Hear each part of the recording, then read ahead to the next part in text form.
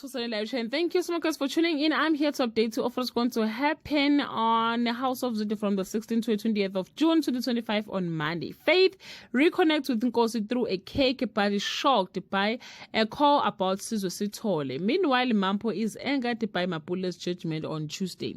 Detective Mlambo links Sizwe's disappearance to the collective learning or leaving. Faith and Msizi panicked. Benjamin urges cooperation, but Msizi wants Faith not to tell Nkosi.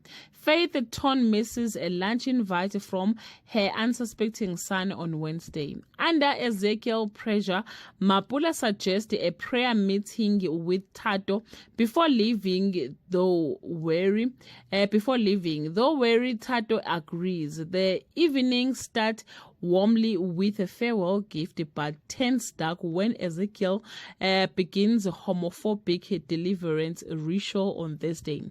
Mapula chooses Faith over Thato, returning his gift and leaving him heartbroken. Maria defends him and Mapula hints at a family secret. Thato blocks her and Mampo urges him to focus on himself on Friday. Sizwe's mother doesn't incriminate anyone, but her pain shakes Faith's family.